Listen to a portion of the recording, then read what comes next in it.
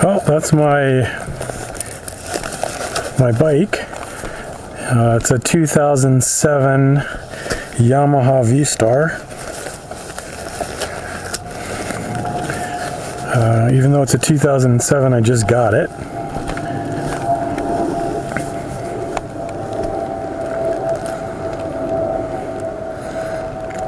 I've upgraded 3 times this year. I started off with a Kawasaki Vulcan 500, then upgraded to a Suzuki M50, and then which is a 800cc bike, 805, and then up to V-Star 1300. And I think this is going to be my bike for a while. I really like the looks of it. It's got pretty good power, and we're going to talk about that more when I start doing the ride. This is the tourer version of the V-Star. I do a bit of 2-ups, which is great. I like the bags. I actually use those. They're a little bit of a pain in the ass to take off. So I typically just leave them on. The backrest is probably a little low. Kind of wish it came up just a hair more. And the one thing I'm not too crazy about, even though it does work, is the windshield. It is, it's huge, and it kind of looks a little out of place on the bike. And so I think I'm going to see if I can get something shorter. So with that, I'm going to get her started.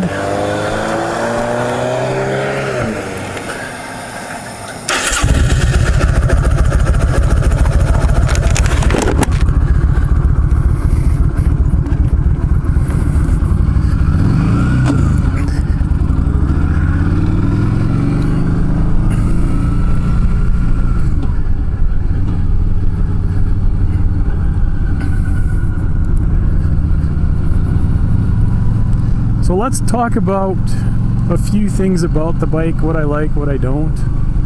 And keep in mind, whenever you're buying a bike, it's all relative to cost, right? I had a certain budget in mind for how much I could actually spend, and I actually spent a little more than what I wanted to be honest.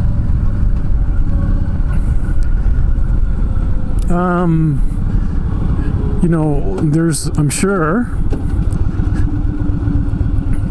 that had I wanted to spend more, you know, I could have gotten a few more things or fixed a few of the things that I don't like.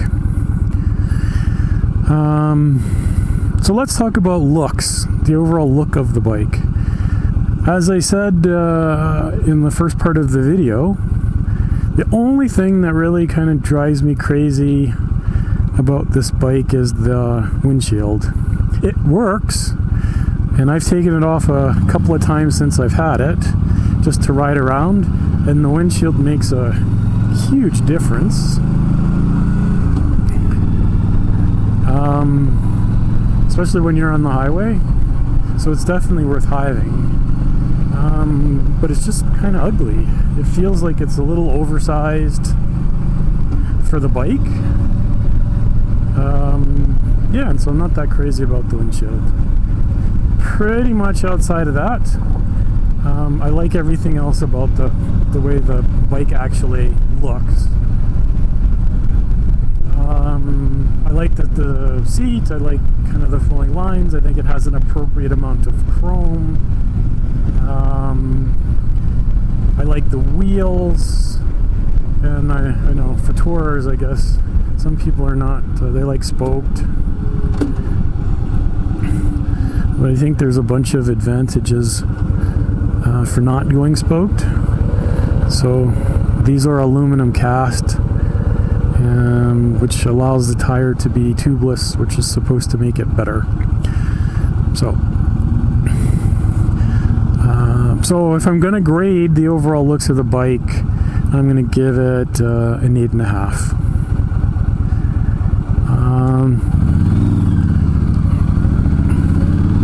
Next thing,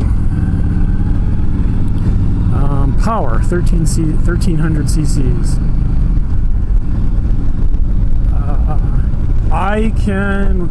So the primary reason for purchasing this bike and upgrading from the Suzuki M50 is specifically so when I'm riding at 120, 110, 120 on the highway where it's allowed.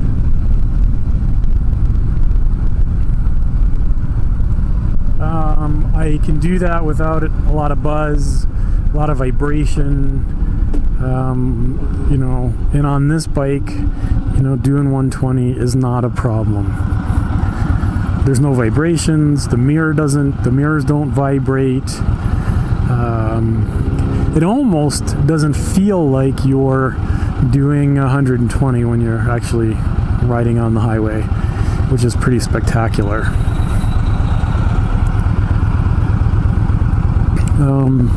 If I'm going to do a comparison between how the bike actually feels, I would say I like the feel, you know, like I'm accelerating now. That process on the Suzuki M50, it feels good. On this bike, not so much. So it loses maybe a little bit for that.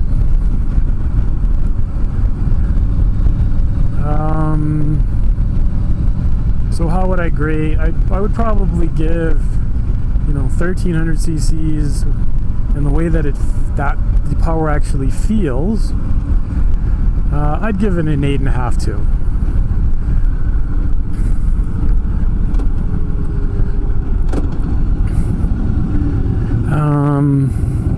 How does this bike sound? Well, also, you know, again, if I'm comparing it to the M50, I love the way that bike sounds. It's got a nice throaty growl, and by no stretch of the imagination is it as loud as, say, a Harley or anything like that. But sometimes you'll be at a light or whatever, and you just will turn the throttle just because you want to hear how it sounds.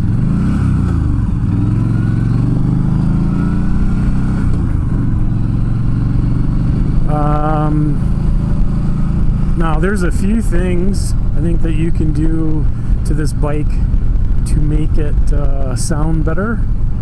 And assuming I keep the bike long term, I would definitely do that. So in terms of the overall sound of the bike, I would give it probably a 7. On the M50, I would give it just sound alone, I don't know, maybe an 8.5, almost a 9.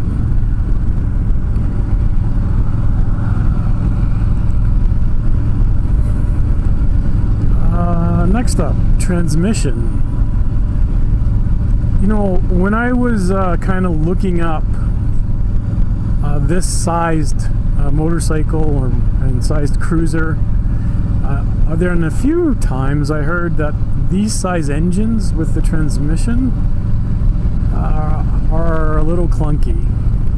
And I would definitely say, especially when you're going at low speeds, that seems to be the case.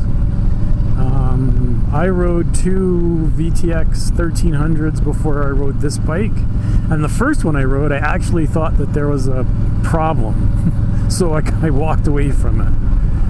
The second one sounded exactly the same way, and then I realized, oh, that's just the way that I guess this kind of bike is. So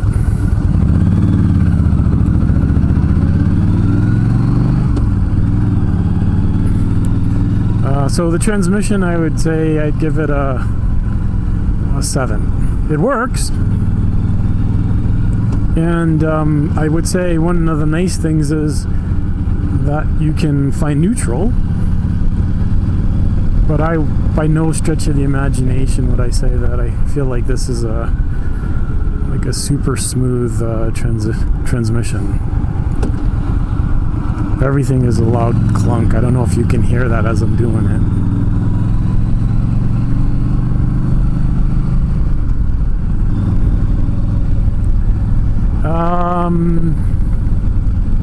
We've done looks, we've done power, we've done sound, we've done transmission.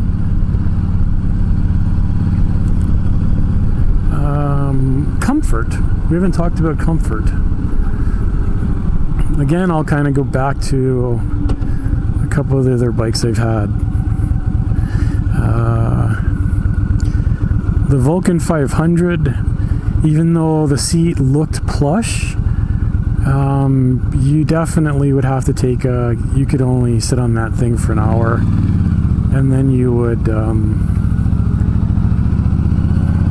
you'd have to take a break. The M50 stock seat was definitely a little better. But I've driven that bike up to, say, Drumheller, which is maybe an hour and a half away, and I had to stop, and I was a little sore once not sore, but I had numb butt.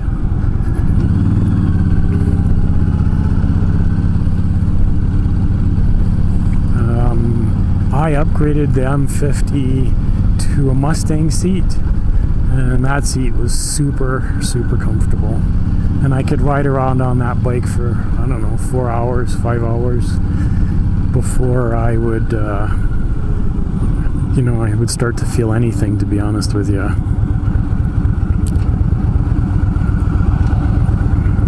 So, and then there's the stock seat for this bike.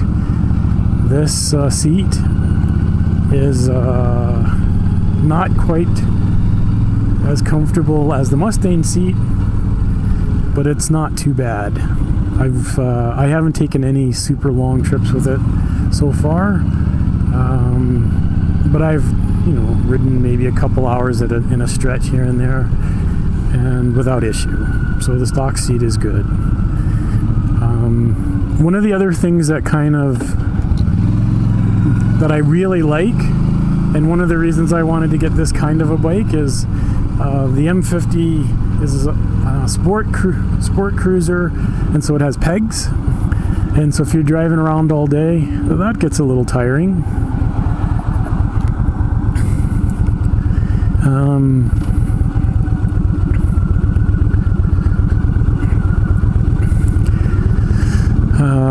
With the foot pegs here, I mean, it's so stupidly comfortable. I really am glad that I have these.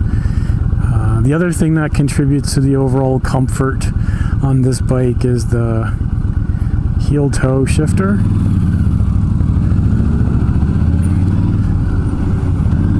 That makes things so much easier. When I started taking my motorcycle class, and I had bought boots, they didn't quite fit underneath the shifter, and so it really took me quite a while to figure out how to properly shift without it being uncomfortable, because I don't on this bike you don't ever have to go underneath. You use your heel to gear up, you use your toe to gear down, which is what I'm doing now. It makes things so much easier. So comfort wise, that certainly adds to it. The handlebars on the M50 were kind of straight barred, if that makes sense. The handlebars on these come back to you a little bit, and so I find that to be a little bit more comfortable, especially if you're going for longer rides.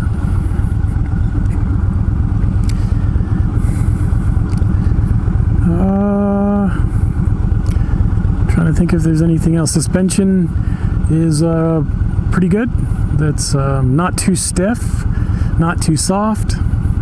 I'm actually thinking about taking it in to have somebody take a look and just dial it in so that it's absolutely perfect for me. That's supposed to make a huge difference. So on the comfort side of things, I would give it a 9.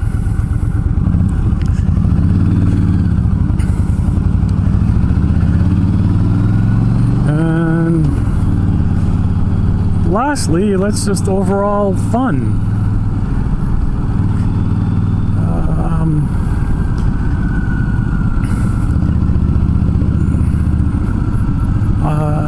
This bike is quite a bit of fun to drive. I would say, depending on the kind of riding you're doing, the Suzuki M50 might be a little more fun, because there's a connection that you have with the road on that bike, and I mean that in a good way, that you don't get quite with this bike, because there's a bit of a plusher ride on this bike.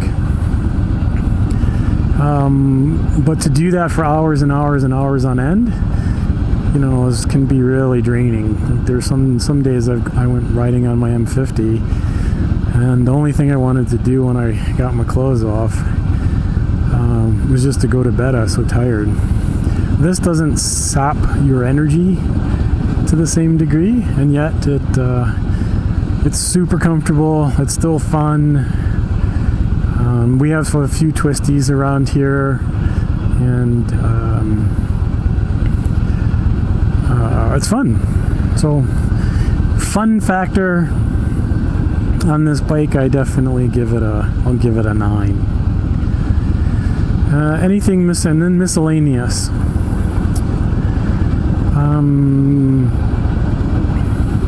A couple of things come to mind. One, it's super convenient having lockable bags. On both of the other bikes they've had saddlebags, but they weren't lockable, and so you didn't always want to leave stuff in them if you were going away for a while. On this one, because they're lockable, you feel pretty confident in leaving stuff in there, and they're pretty spacious. So definitely get some points for that.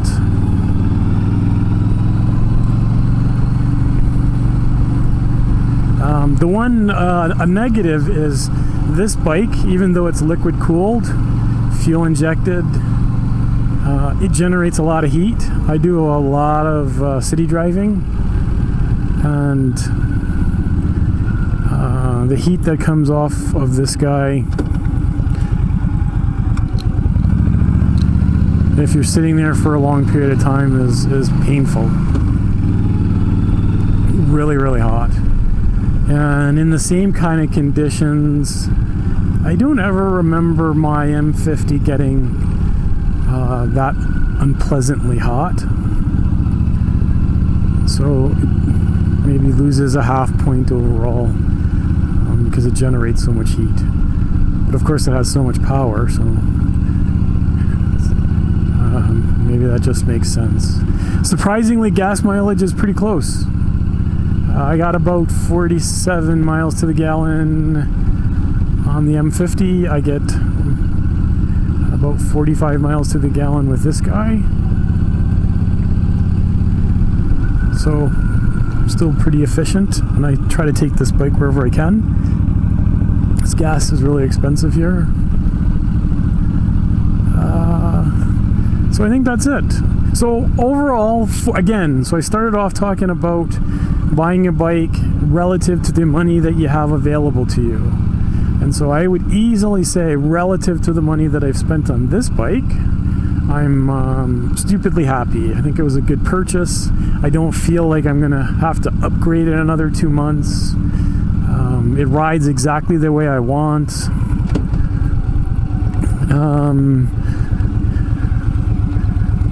And I quite like it. I will ask for forgiveness on one component. I just got new boots, and they're quite a bit larger than my last couple that I've been riding the bike with. And so there's definitely a couple times where I'm trying to get used to the new boots. I don't know if they quite fit on the floorboards where they're supposed to, so I'll have to take a look at that. Anyway, I'm home. That was a little trip around Airdrie. I hope you liked that part. I hope if you're actually watching this video and you've gotten to this point, I appreciate it. And if you like this kind of commentary, I'm sure there's going to be more coming. I got a bunch of gear to review. Probably will review the M50. I know I talked a lot about it in the video. It's probably an unfair comparison because the bikes are, you know, different classes, but that's what I have. Anyway, cheers.